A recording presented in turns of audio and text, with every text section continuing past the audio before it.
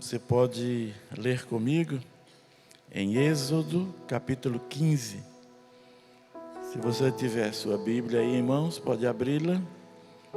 Caso não tenha, acredito que nós vamos passar aqui no telão, não é?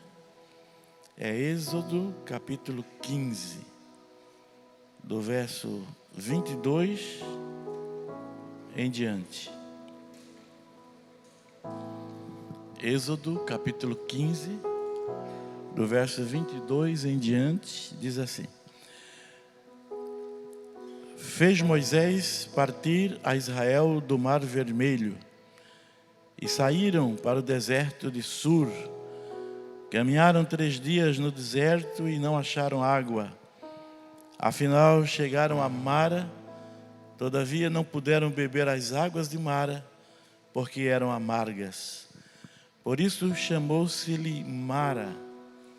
E o povo murmurou contra Moisés, dizendo: Que havemos de beber? Então Moisés clamou ao Senhor, e o Senhor lhe mostrou uma árvore. Lançou-a Moisés nas águas, e as águas se tornaram doces. Deu-lhes ali estatutos a uma ordenação, e ali os aprovou, e disse: Se ouvires atento a voz do Senhor teu Deus, e fizeres o que é reto diante dos seus olhos, e deres ouvido aos seus mandamentos, e guardares todos os seus estatutos, nenhuma enfermidade virá sobre ti, das que enviei sobre os egípcios, pois eu sou o Senhor que te sara. E então partiram daquele lugar, chegaram a um outro lugar chamado Elim, onde havia 12 fontes de água e 70 palmeiras, e se acamparam junto das águas.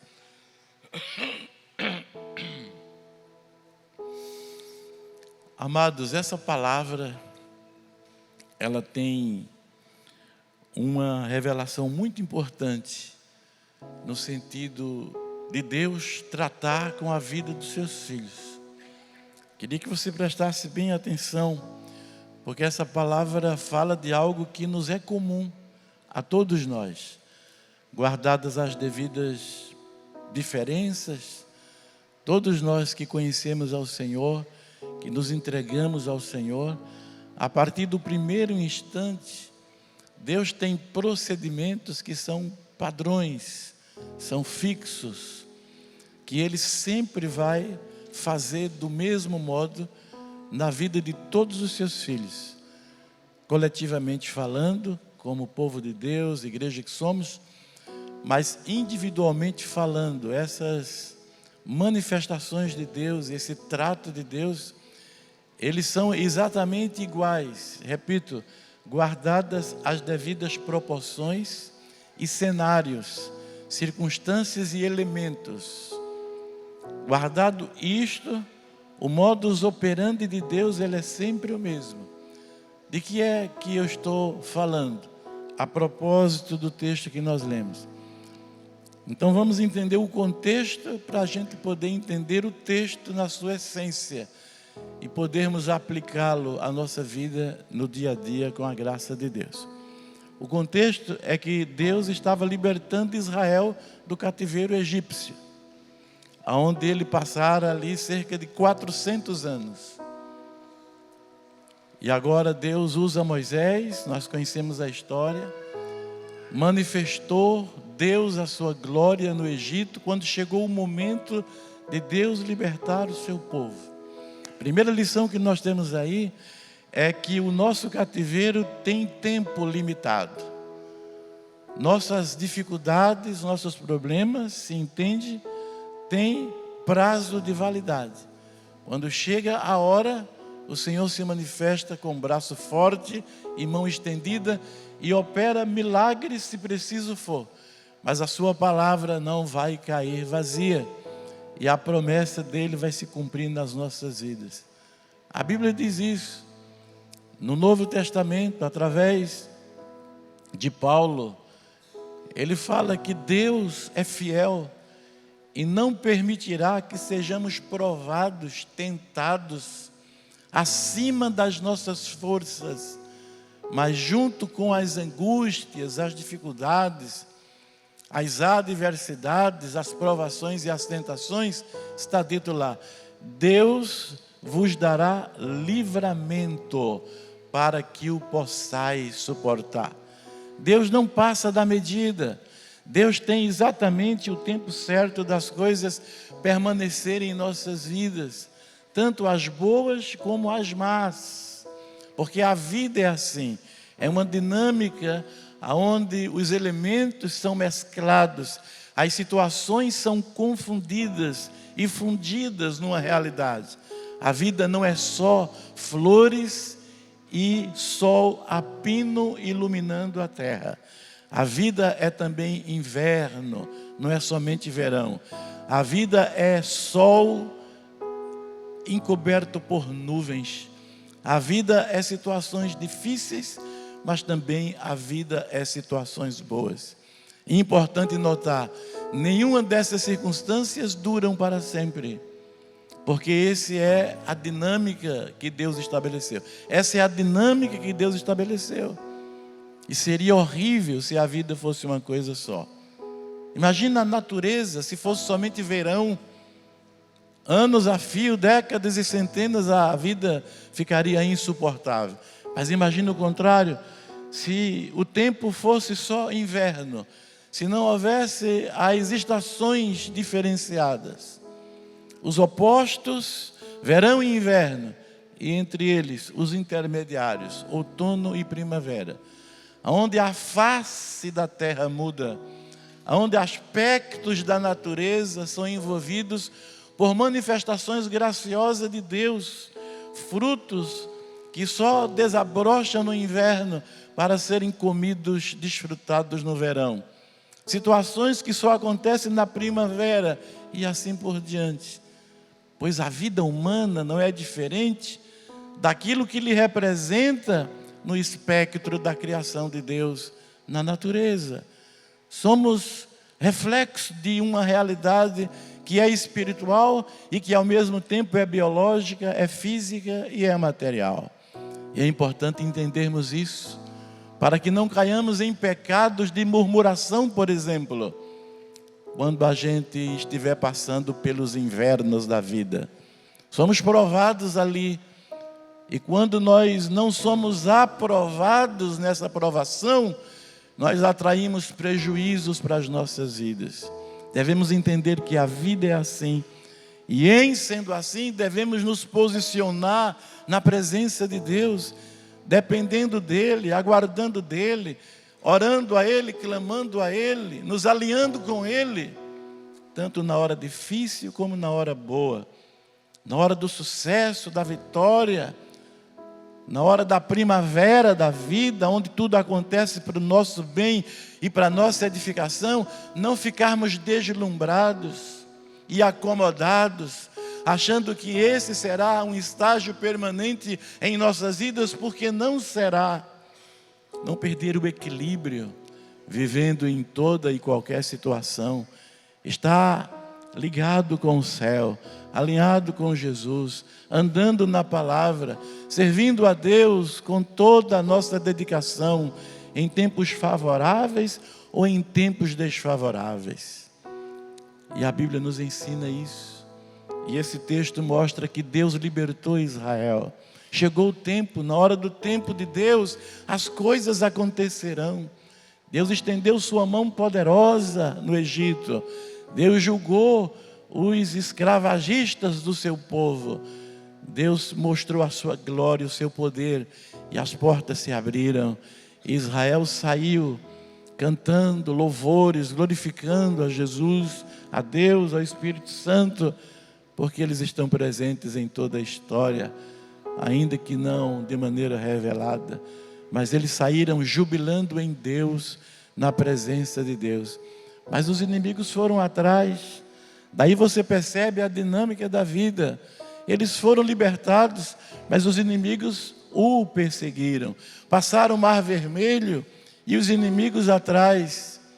tentaram atravessar o Mar Vermelho que Deus havia aberto para o seu povo passar, acharam que podia também persegui-los para além do mar, mas Deus os afogou a todos, destruiu os inimigos de Israel. Israel passa para além do Mar Vermelho, caminha em direção à terra prometida. Deus os levava para uma terra da promissão, aonde manava leite e mel, brotava da terra os tesouros naturais, uma terra maravilhosa que Deus estava preparando para eles se reunirem, se organizarem como nação, como um povo constituído, abençoado na terra. E o que é que aconteceu ali? Uma nuvem Deus estabeleceu durante o dia, para guiar o povo dele. Quando a nuvem se movia, Israel se levantava e seguia a nuvem no céu. Quando a nuvem parava, Israel entendia que era hora de acampar no deserto, porque não era hora mais de caminhar. Você vê em todo o quadro como Deus trata com o seu povo, e esteja conectado a isso. Deus trata com você assim. Nem sempre é para caminhar, tem paradas na nossa vida. Precisamos discernir as circunstâncias das nossas vidas a partir do momento que você está ligado com Deus, que você está alinhado com Ele. Você precisa entender o modus operandi de Deus, como Deus trata contigo, como Deus te dirige nessa caminhada. Não é diferente aquilo que aconteceu no passado com o que aconteceu conosco. Vejam as simbolizações. Egito, onde Israel ficara escravo, é símbolo deste mundo mau que jaz no maligno. Faraó, que governava de maneira cruel, é um símbolo satânico, é símbolo do diabo. Israel escravizado no Egito é símbolo da igreja do Senhor, que estão presas aí no mundo, até que o Senhor as alcance, as liberte e as torne membros do seu corpo aqui na terra, a igreja. Moisés é um tipo de Cristo que entrou no Egito, libertou o povo através do poder de Deus. Moisés é Cristo que entrou no mundo onde nós estávamos, com braço estendido, com mão poderosa, e manifestou a sua glória e expulsou Satanás das nossas vidas. E nos tirou com braço forte, nos tirou do Egito, nos tirou do mundo. E agora Moisés está no deserto, guiando o seu povo para a terra da promissão. Jesus está no deserto deste mundo conosco, mas fora dos elementos malignos deste mundo, porque está escrito que Ele nos transportou do império das trevas e nos levou para o reino do Filho do seu amor. Estamos em Cristo neste mundo. É um mundo paralelo, o mundo que vivemos, cercado por uma atmosfera espiritual, onde somos absorvidos pela glória do Cristo bendito que está em nós. E Ele é a esperança da glória no meu e no seu coração. Nesse mundo paralelo que vivemos, ainda estamos no mundo sem mais pertencermos a Ele, porque Cristo, nosso Moisés, já entrou no Egito deste mundo e nos tirou da mão de Faraó, Satanás. E como Moisés guia o povo pelo deserto, Jesus está guiando nossas vidas nesse mundo mau. E estamos nesse mundo paralelo do reino de Deus que nos envolve cada dia da nossa vida. E a nuvem da glória de Deus nos guia, dizendo quando devemos parar e descansar, quando devemos desmontar acampamento e segui-lo caminho afora. No Apocalipse há uma imagem linda, onde se diz que havia uma multidão resplandecente, vestidos com vestiduras alvas resplandecentes, com palmas em suas mãos. E João pergunta ao anjo do Senhor: que povo é esse? E o anjo responde: esse é o povo do Senhor. São aqueles que não amaram as suas próprias vidas até a morte. São aqueles que mantiveram o testemunho de Jesus na terra. São os fiéis, crentes de Deus, discípulos de Jesus. Em outras palavras, o anjo disse isso e disse mais. São estes os que seguem o Senhor por onde quer que Ele for. Que maravilha, que descrição da nossa vida aqui na terra, de estar com o ouvido atento ao Espírito Santo, de estar com o olhar fixo em Cristo, como diz Hebreus 12, olhando firmemente para Jesus, autor e consumador da nossa fé, olhando para Cristo. Quando Ele sinaliza, você age. Quando Ele se levanta, você se levanta. Quando Ele caminha, você caminha. Nós somos o povo que seguimos o Cordeiro de Deus por onde quer que Ele for. Jesus quer que você atue ali, você atua. Jesus quer que você siga na direção do norte, você o seguirá. E você o seguirá com confiança. Porque o Salmo 23 diz isso. Diz que Ele é o nosso pastor e por isso Ele nunca nos faltará. E nada que seja indispensável para as nossas vidas nos faltará. É Ele que nos faz deitar em pastos verdejantes.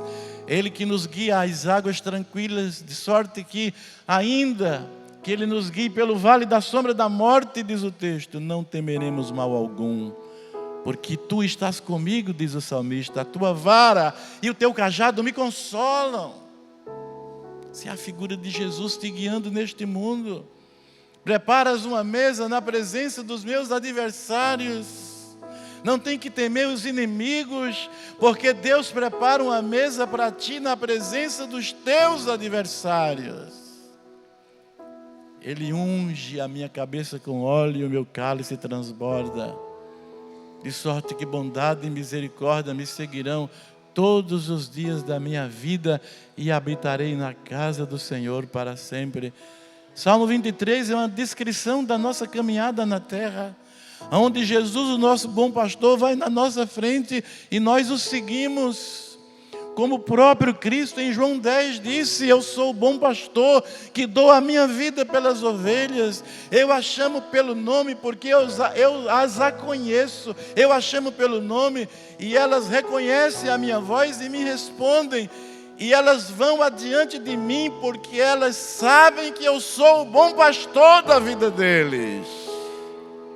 O próprio Cristo disse isso, que Ele nos guia pelo deserto deste mundo, como Moisés guiava o povo no deserto. Saíram do Egito libertados com o poder de Deus, mas os inimigos continuaram atrás. Ficaram cercados, montanhas aos lados, atrás dos inimigos, na frente um mar vermelho. Deus diz, Moisés, fere as águas, que as águas se partirão no meio, e o meu povo passará a pé enxuto. E assim foi, o povo passou. Os inimigos vinham atrás e queriam pegar carona, e pegaram. Mas no meio, Deus fechou as águas e morreu cavalo e cavaleiro. Todo o exército egípcio que vinha atrás do povo morreram. Alguém diz, isso é conto de carochinha. É não. A arqueologia comprova hoje. Entre no Google e veja. Foram encontrados vestígios de pedaços de lanças, de espadas, de pedaços de carruagem. E fizeram teste carbônico científico e comprovaram que remonta a esse tempo antigo em que a Bíblia fala. A palavra de Deus é verdadeira. Acredite e creia. Isso aconteceu, isso é autêntico, isso é verdadeiro. E Deus com o seu povo, permitindo a perseguição, terminando com a perseguição. Antes permitindo a escravidão, acabando com a escravidão. Esse é o modo de Deus agir. Precisamos entender para não murmurar, ficar reclamando de Deus, porque as coisas estão acontecendo. Se estão acontecendo, é a permissão dEle. Se você está com Ele, alinhado com Ele, temendo a Ele, obedecendo a Ele, buscando a Ele, clamando a Ele, orando a Ele, jejuando a Ele, adorando a Ele, nada é aleatório. Deus tem o controle da sua vida. Então descansa e ora. E a nuvem os guiando. E de noite uma coluna de fogo. Noite toda, quando a nuvem parava, eles entendiam, vamos acampar. Quando eles acampavam, a nuvem se transformava numa grande coluna de fogo que ficava suspenso entre o céu e a terra. O que é essa coluna de fogo? A proteção de Deus. Porque é de noite que os animais ferozes vêm. É nas trevas que o diabo chega para nos perturbar e tentar nos destruir. Mas em meio à escuridão, a presença de Deus como fogo está sobre nós a nos proteger. É só você confiar. Jesus disse, aquele que vem a mim, de maneira nenhuma o lançarei fora. Jesus disse, aquele que está na minha mão, ninguém arrebatará da minha mão. A Bíblia diz, eu sou o Senhor teu Deus que te salvo. Eu sou o Senhor teu Deus que te protejo. Isaías profetizou dizendo, quando passares pelas águas, elas não te submergirão. Quando pelo fogo passares, nem a chama arderá em ti. Porque eu sou contigo, diz o Senhor, para te livrar. A coluna de fogo é a proteção de Deus no meio do povo, no deserto. O poder de Deus, da palavra de Deus, do Espírito de Deus, é a coluna de fogo no meio da igreja, enquanto Jesus nos guia para o céu, em meio ao deserto deste mundo. Acredite. Porque a terra da promissão dos judeus de antigamente simboliza o céu para onde nós iremos. Nosso destino não é o mundo. Não crie expectativas demais com relação a essa vida. Aqui é tudo muito passageiro. Aqui é tudo muito fugaz. Nós somos o povo que vamos morar no céu. Nosso destino é a glória celestial. Jesus prometeu isso, dizendo, não se turbe o vosso coração, nem se atemorize. Na casa do meu pai há muitas moradas, se assim não fosse eu vou-lhe teria dito, mas eu vou preparar-vos lugar, e quando tudo estiver pronto, eu voltarei para vocês. Voltarei para que aonde eu esteja, vocês estejam também comigo. Portanto, nosso destino final não é este mundo. Não se apegue demais às coisas desta vida, ao seu carro novo, à sua casa própria, ao seu dinheiro num banco, às suas propriedades aqui. Não se apegue muito, porque tudo isso é muito passageiro. Jesus voltará e virá buscar você e a sua família que estão firmes em Deus. Nosso destino é a glória, querido. E o mundo caminha rapidamente para esse fim. O cenário mundial é caótico. Você precisa ser menos materialista e mais espiritual. Você precisa desapegar um pouco mais das coisas materiais e se apegar às coisas eternas. Como disse Paulo aos Coríntios, explicando e dizendo que ainda que o nosso homem exterior se corrompa em função dos desgastes desta vida, o lado de fora da existência é homem exterior. Paulo disse, contudo, o interior, o homem interior, que é a subjetividade da vida, que são as partes imateriais do nosso ser, nosso espírito, nossa alma. Paulo disse, não se turbe, porque ainda que o homem exterior se corrompa, o homem interior, contudo, se renova a cada manhã. Paulo segue e diz, não atentando nós nas coisas que se veem, porque as que se veem são temporais, mas atentando nós nas coisas que se não veem, porque as que se não veem, elas são eternas e poderosas, permanentes. Paulo diz, a nossa leve e momentânea tribulação, a nossa leve e momentânea tribulação, se você estiver assim ligado em Deus, eu repito, a nossa leve e momentânea tribulação produzirá para nós um peso de glória muito excelente. Você pegou essa palavra? O que é leve se tornará pesado. O que é passageiro se tornará eterno. Quem disse isso? Paulo aos Coríntios. 2 Coríntios capítulo 4 está lá. Não atentando nós nas coisas que se veem, mas nas que se não veem, porque a nossa leve e momentânea tribulação produzirá para nós um peso eterno de glória muito excelente. Leve e momentânea, peso eterno. Leve, pesado, passageiro eterno. Por isso você não deve murmurar, reclamar na hora da situação difícil. Tem que se linkar com a palavra, a promessa dela. Deus está presente, nada é aleatório, Deus está no controle. Olhe para o céu, clame a Jesus, descanse nas promessas, Deus é real. E Ele disse que essa leve e momentânea tribulação produzirá um peso eterno de glória muito excelente.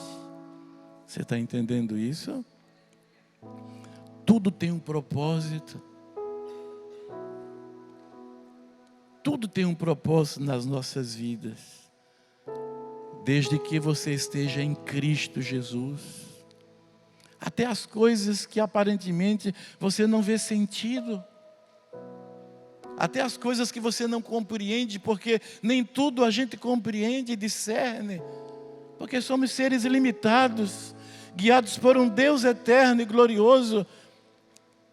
E é impossível você perceber todas as coisas de Deus que envolve a sua vida. Mas não deixe que essa ignorância, que é em função da tua própria precariedade humana, te deixe incrédulo. Mas permita crer, porque crer é a certeza das coisas que se esperam e a prova das coisas que se não veem. Veja o link dessas palavras. As coisas que não se veem são eternas. As que se veem são temporárias. Aí Hebreus 11:1 diz, porque a fé é a certeza das coisas que nós esperamos em Deus. E a fé ainda é a prova das coisas que nós não vemos. Não enxergo, mas pela minha fé eu tenho comprovação de que elas existem e um dia chegarão à minha vida. Aí Paulo, não atente para as coisas que se veem, mas para as que se não veem. Porque as que se veem são temporais, passageiras, mas as coisas que não se veem, só se veem pela fé. Essas são eternas, verdadeiras e fiéis. Tudo tem um propósito. Ainda que você ignore, repito, ainda que você não perceba, porque somos limitados. E é aqui que entramos no texto que nós lemos. Tudo que falei agora foi contexto histórico, alinhando com algumas simbolizações que remetem a essa realidade. Deus não perde o controle de nós. Ele está conosco todos os dias até a consumação do século. Nada é aleatório na vida da sua igreja. Tudo tem um propósito de Deus, ao permitir Deus que passemos determinadas situações. Esse é o contexto, para explicar o milagre e o mistério das águas de Mara, que foi o texto que nós lemos. Depois que foram libertos do Egito, depois que atravessaram o Mar Vermelho com o pé enxuto, depois que Deus os libertou e depois que Deus destruiu os seus inimigos, agora Deus guia a partir do Mar Vermelho. Está vendo a conexão com a história? Depois do Mar Vermelho, depois que tudo que Deus permitiu e acabou com o problema, estão livres de novo. Não estão escravizados, não estão entrincheirados, não estão mais perseguidos, os inimigos foram destruídos, já estão do outro lado do mar, a nuvem se move, ele se move, e Deus os leva a partir do Mar Vermelho para o deserto de Sur. Está no verso 22 do texto que lemos. Caminharam 3 dias no deserto e não acharam água. Está vendo de novo? A situação começa a apertar outra vez. Entenda, querido, por favor, a vida sempre será assim. E repito, seria muito monótono e chato se a vida fosse uma coisa só. A vida é dinâmica para a gente ir crescendo no meio das contradições. é fogo e é frio, é céu e é terra, é verão e é inverno, é outono e é primavera, é vitória e conquista e é luta e deserto. E é assim que a gente vai crescendo. 3 dias caminhando sem água, praticamente até que terminou a água. Mas finalmente chegaram a um lugar chamado Mara e lá havia águas. E eles foram direto para as águas, porém descobriram que elas eram amargas. Como se não bastasse, falta água. Encontra água, levanta o ânimo, corre para lá. A água é praticamente impossível de beber. Pois esse é o Deus que foi libertado com braço forte e mão estendida do deserto do Egito. É o mesmo Deus que os guia a essas águas quando eles estão com sede. É um Deus perverso? Não. É um Deus bom e de misericórdia. É porque isso faz parte da experiência. Isso faz parte do treinamento. Isso até faz parte da cura e da libertação de Deus para nós. Nada é obsoleto no trato de Deus com o seu povo. E nada é aleatório. Nada é porque Deus se esqueceu de mim e de você. Deus não se esquece de nós. É Deus sempre junto de nós, observando os cenários e esperando as reações. Aleluia. E o povo murmurou contra Moisés. Essa é a reação. Nessa reação você vê o quanto aquele povo precisava desse processo. Eu falava essa semana para alguém, não sei se foi numa das aulas que eu dei, ou foi particular, a gente fala com muitas pessoas, está sempre aconselhando, orientando, conversando sobre as coisas de Deus, ministrando. Mas eu falava sobre a importância das nossas reações. Eu ilustrava, né? Por exemplo, se eu sei que a Ana vai aprontar comigo amanhã, isso é uma hipótese, né? Isso quer dizer, não é nem uma hipótese, desculpa, é uma ilustração hipotética, essa é a palavra. Deus me livre, ela nunca vai aprontar comigo, né? Mas imagina que eu sei que ela vai aprontar comigo amanhã. O que é que eu faço hoje? Eu oro, eu busco a Deus, eu até faço jejum para ficar forte, não é? De manhã, já amanheço orando a Deus, dizendo: Deus, a irmã vai me aprontar, o Senhor me revelou, eu quero, né, entender esse mistério. Aí vão dizer que ela faz alguma coisa de mal, me ofende de alguma forma, e a minha reação vai ser boa, não vai? Claro que vai, porque eu sei, Deus me mostrou. Agora imagina que eu não saiba, imagina que eu não soubesse que ela iria aprontar e ela aprontou. Eu vou reagir, eu não vou agir. Eu ajo a partir da minha consciência, eu ajo a partir do meu conhecimento, mas eu nunca ajo quando eu desconheço os fatores que me esperam e as surpresas que me acometem. Ali eu nunca ajo. Nessa situação específica eu sempre reajo. E quando eu reajo, eu mostro o meu verdadeiro ser, a essência que há no meu coração. Benditas surpresas da vida, ainda que desagradáveis. Sabe por quê?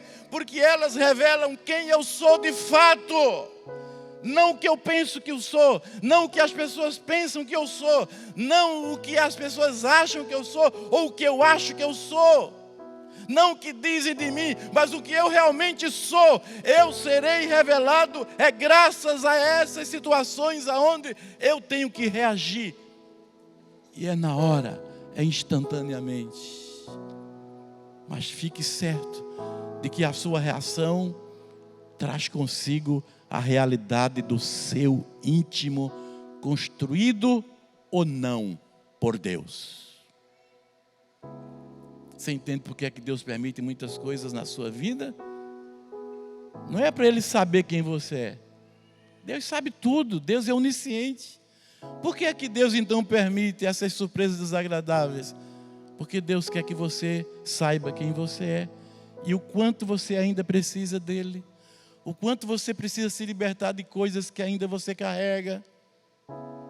O quanto você precisa santificar sua alma, seus sentimentos, suas emoções, sua vontade. O quanto você precisa ser ajustado interiormente, corrigido internamente, alinhado nas essências mais profundas do seu ser, para que um dia, quando a vida te pregar uma peça, você revele o seu melhor, que foi constituído por Deus enquanto você experimentava as pressões desta vida e você se permitiu ser trabalhado pelo Senhor. Pedro disse: é necessário e importa que estejais contristados com várias tribulações, para que a prova da vossa fé, muito mais preciosa do que o ouro que é provado pelo fogo e perece, você não pereça mais. Provado pelo fogo de Deus na terra, você será forjado e você será formatado pelo protótipo divino que está no céu, que é Cristo Jesus, para que você se pareça mais com Ele. Para que a prova da vossa fé, que é provada pelo fogo, como o ouro é provado e perece, mas a prova da vossa fé não permitirá que você pereça. Pelo contrário, quando você é provado na sua fé, você tem a oportunidade de receber a eternidade de Deus dentro de si, de ser transformado por Deus a partir da sua essência. E aí, quando a vida te pregar uma peça, você reagirá à riqueza de Deus construída até o momento na sua história. Pois eles tinham sede, pois eles encontraram águas, pois eles foram beber água e as águas eram amargas, e aí eles reagiram e eles mostraram quem eles eram, uns ingratos. Se levantaram contra o homem de Deus, Moisés. Não queira estar numa posição de liderança assim pela sua própria vontade.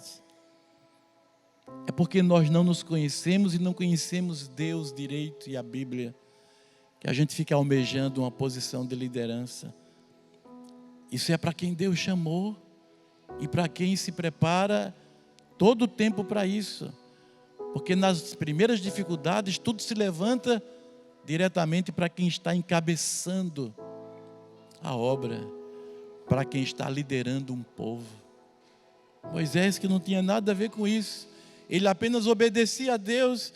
Deus disse: quando a nuvem se mover, se mova, e leve o povo para onde a minha nuvem levar. É Deus que trata, não é o líder. Mas as pessoas se levantam contra o líder porque não entendem o agir de Deus na história. E aí se revelam porque não se permitiram trabalhar. Se esqueceram das lições da perseguição, se esqueceram do Mar Vermelho, se esqueceram do livramento que Deus deu. E o Deus que fez tudo aquilo atrás, Ele continua fazendo agora e continuará no futuro. Eles precisavam estar alinhados com Deus e se esqueceram de tudo. E já murmuraram, foi o começo das murmurações de Israel. Eles não pararam nunca. Começaram aqui e foram 40 anos assim, até que todos morreram e pereceram no deserto. Vocês sabiam disso? Só entrou na terra prometida os filhos daqueles que saíram do Egito. Porque todos que saíram do Egito, exceto Moisés e Calebe, morreram no deserto. As crianças que saíram do Egito, sim, porque cresceram no deserto e aprenderam a cultura de Deus no deserto. Porque eles demoraram tanto a cruzar o deserto, que era para levar 40 dias, levaram 40 anos. Deus explica, a Bíblia explica. É porque eles precisavam se preparar para entrar na terra prometida. Com aquela situação, vindo de uma escravidão tão longa, eles estavam cheios de pechas, estavam cheios de estigmas, estavam cheios de maldições, estavam cheios de uma autoestima baixa, uma mentalidade escrava. Eles precisavam se libertar, por isso demoraram tanto para chegar na terra prometida. E a maioria não se libertou e morreram. Nós estamos caminhando para o céu, gente. Jesus, o nosso Moisés, nos guia no deserto desse mundo para o céu. Se liberte das coisas que te atrapalham a vida. Entenda o agir de Deus.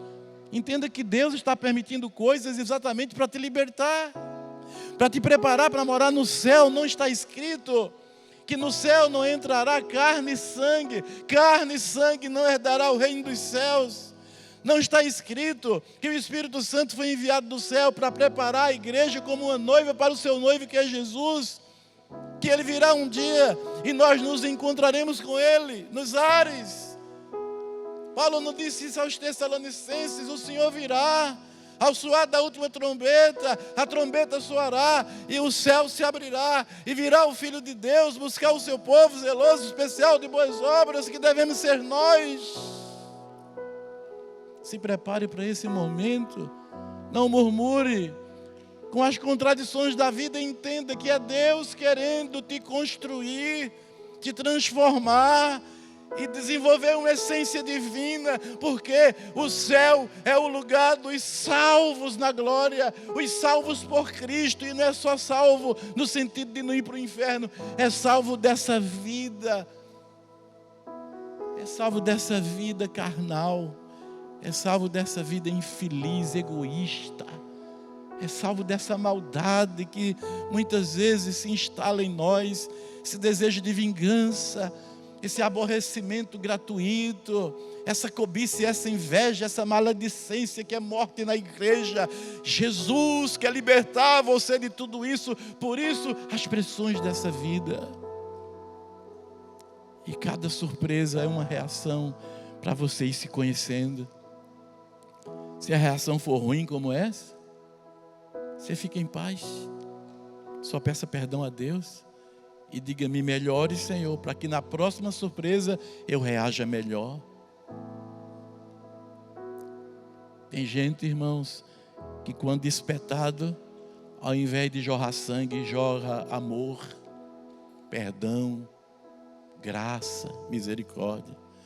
Mas tem gente que quando espetado, o que sai dali é sangue nos olhos.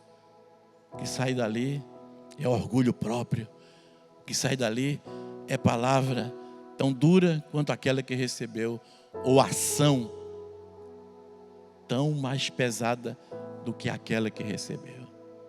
O que é que jorra da tua alma quando a vida conspira contra ti? O que é que jorra de dentro de ti quando você é humilhado, maltratado, quando você é espizinhado? O que é que jorra do coração da igreja? O que é que jorra de dentro de nós? Essa é a pergunta que não quer calar. Quando esbofetearam Jesus, Jesus olhou para o céu e disse: Pai, perdoa-lhes, porque eles, Pai, não sabem o que fazem. Quando espicaçado pela vida, a essência de Deus construída precisa surgir. E você sabe que a resposta branda desvia o furor. E você sabe que quando não há maledicente, cessará a contenda. Você percebe o quanto precisamos nos enriquecer de tudo que é de Deus dentro de nós, para a gente ir apagando os incêndios, para a gente ir oxigenando o ar da atmosfera na qual Deus nos envia. Nós precisamos ser esse bom perfume de Cristo e não essa caatinga da carne. Nós precisamos oxigenar os ambientes, nós precisamos oxigenar as ambiências, nós precisamos perfumar as existências da vida. Nós precisamos entrar em lugares e a nossa presença precisa abençoar aquele lugar e não ser cooptado pelas trevas daquele lugar. Nós somos luzes e não trevas. Nós somos filhos da alva, disse Paulo. Nós somos filhos da luz, disse a Bíblia. Nós somos a luz do mundo, disse Jesus. Nós somos o sal da terra, disse Jesus. Gente, acredite nisso. E entenda que Deus quer trabalhar na nossa vida e nos libertar. Pois então, o povo se levantou contra Moisés, murmurou contra Moisés, dizendo que havemos de beber. Como quem diz, trouxesse-nos aqui para nos matar de sede. Porque eles disseram isso mais adiante. Quando tiveram fome, Deus mandou mandar do céu. Eles disseram para Moisés, trouxesse-nos aqui para nos matar de fome. E tinham saudade do Egito, das cebolas e dos alhos do Egito. Quer dizer, é liberto do Egito, mas o Egito não sai do coração deles, da mente deles. A questão não é geográfica, a questão não é estar aqui, de corpo presente, nas reuniões da igreja. A questão é você se deixar santificar pelo Senhor dentro de ti, tirando a mentalidade egípcia, a mentalidade mundana. Nós temos a mente de Cristo, nós precisamos ter a mente de Cristo. A nossa mentalidade, as nossas categorias de raciocínios, as nossas logicidades precisam ser segundo a palavra do Senhor, porque não é questão geográfica. E meus pés não irem mais me embriagar e me prostituir aí no mundo. Meus pés agora me trazem para a igreja, sim, mas na igreja eu abro meu coração e eu deixo que Jesus me transporte. E eu deixo que Jesus me liberte. E eu deixo que Jesus acabe com esses meus pensamentos, que são os mesmos de antigamente, só que agora eu estou na tua presença, Pai, eu preciso mudar. Mude para você herdar o reino de Deus e ser salvo com glória eterna. Jesus quer mudar. Jesus mudou a vida de muita gente.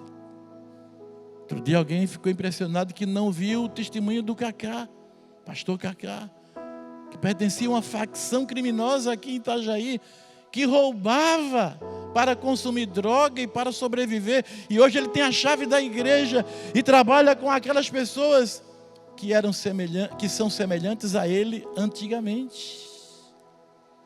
Deus transforma, Deus tira essa malignidade de dentro de nós, acredite. Temos exemplos aqui em nosso meio. Eu fazia uma reunião de oração em 2014, no primeiro salão do CI, da primeira passagem minha por aqui, quando o bispo Fernando me encaminhou Cacá para orar conosco ali. E ele chegou todo desajeitado, desconstruído, mas com uma chama de fé, esperando em Deus. Orei quantas vezes, ele chorava, pedia ajuda, ficou ali, meses ali orando, e domingo na igreja, e na oração comigo, às terças-feiras, até que um dia Deus mudou radicalmente a sua vida, porque ele vinha com fé, com esperança, ele abriu o coração, ele não se defendia de Deus, ele não resistia ao Espírito Santo, ele estava não só de corpo presente, ele estava de coração ali, crendo que Deus poderia mudá-lo, e Deus o mudou. Deus pode mudar cada um de nós também, nas nossas mais profundas necessidades, até que a nossa reação seja a melhor possível. Isso vai acontecer. Permaneça em Deus. E aí Moisés clamou ao Senhor, dizendo: o povo reclama, Deus disse: está vendo esse pedaço de árvore aí? E joga nas águas, que as águas se tornarão doces e eles poderão beber.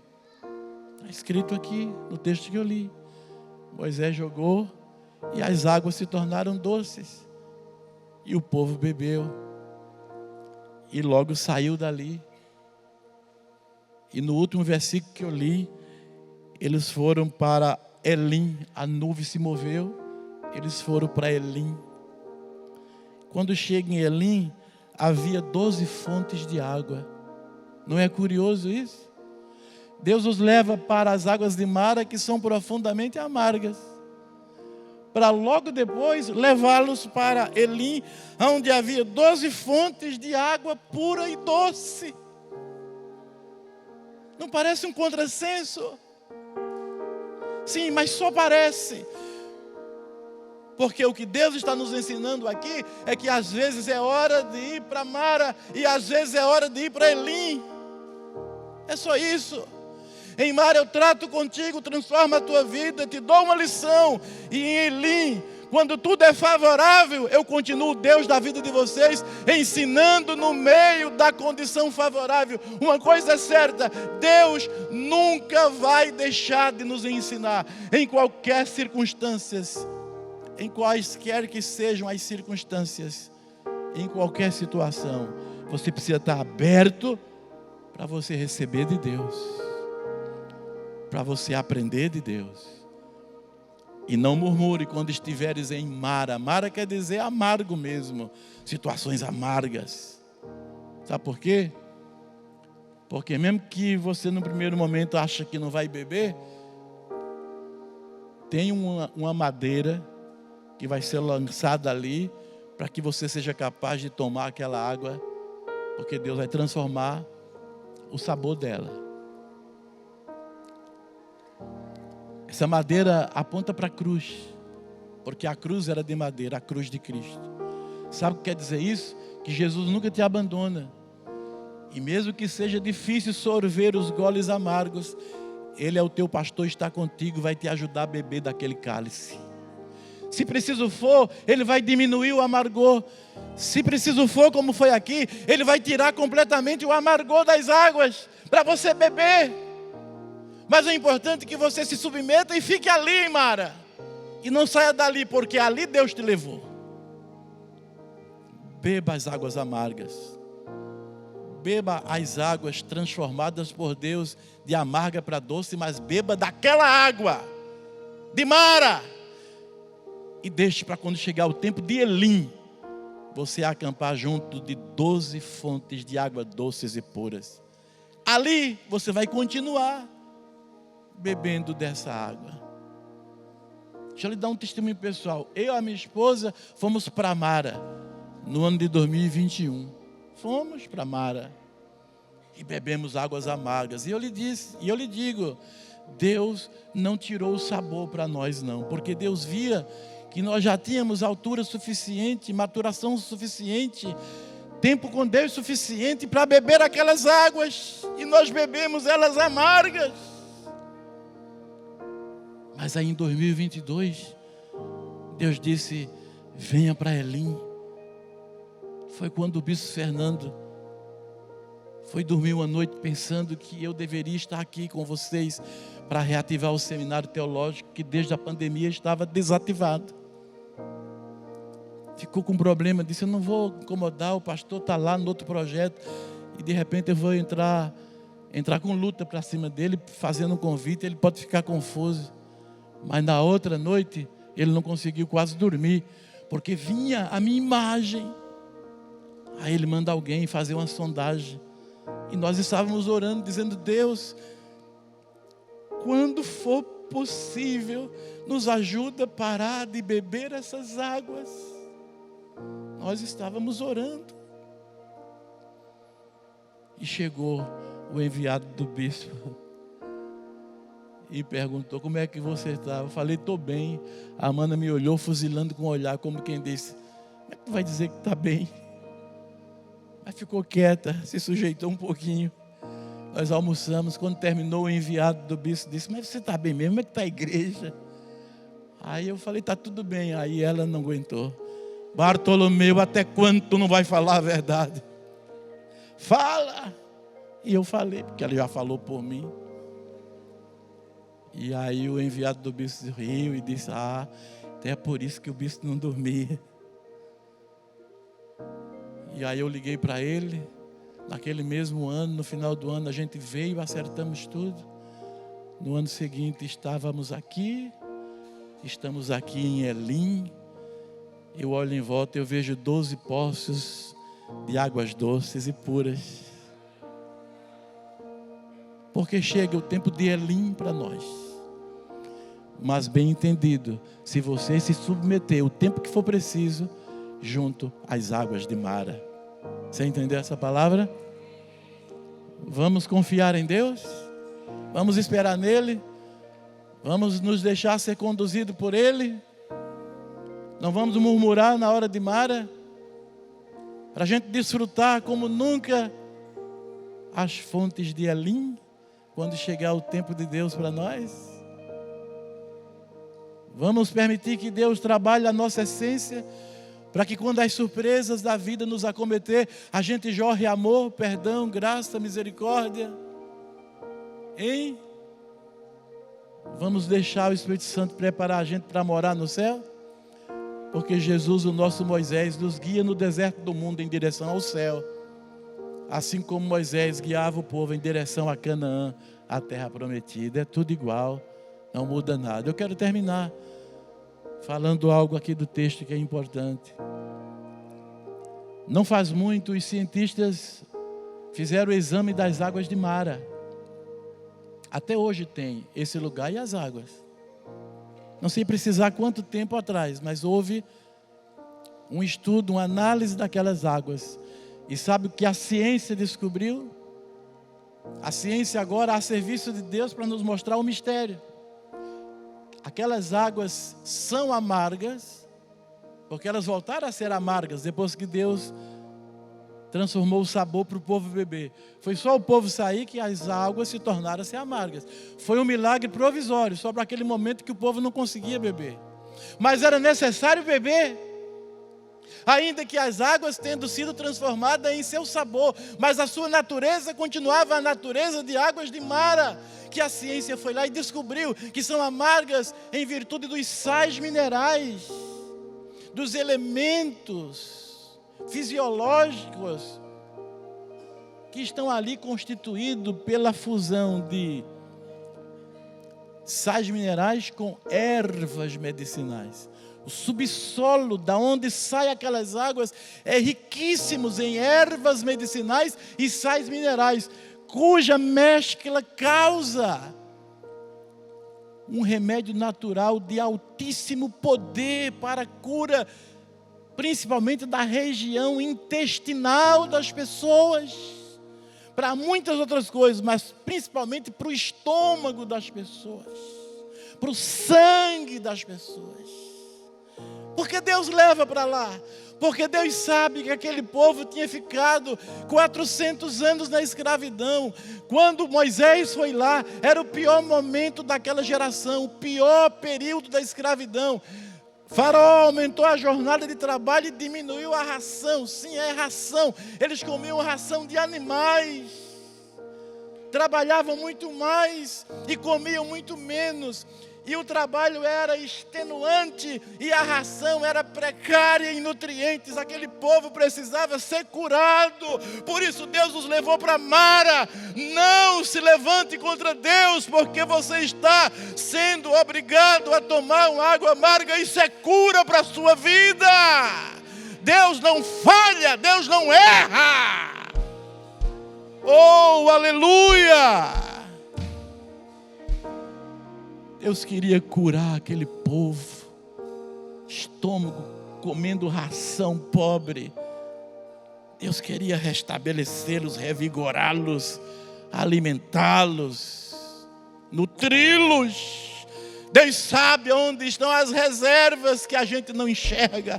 Deus sabe onde está o tesouro que a gente não vê. Deus sabe onde está a bênção que a gente desconhece. Se deixe levar pelo Senhor. Se deixe levar por Ele e faça parte desse povo que segue o Cordeiro de Deus por onde quer que Ele for. Siga a nuvem da direção de Deus quando ela se levantar e vá confiante, Deus é contigo. Se é preciso beber água amarga, beba em nome de Jesus. Ainda que você não saiba, mas isso importa. A Bíblia diz que todas as coisas cooperam para o bem daqueles que amam a Deus e que foram chamados pelo seu decreto. Escute a palavra, todas. Romanos 8, 28. Todas as coisas cooperam para o bem daqueles que amam a Deus. Mara cooperava e como cooperava. Elim cooperava e como cooperava. Seu problema coopera e como coopera. Sua vitória coopera e quanto coopera para o seu bem. Porque você ama a Deus. E você foi chamado pelo decreto de Deus. Fique em pé na presença de Deus agora.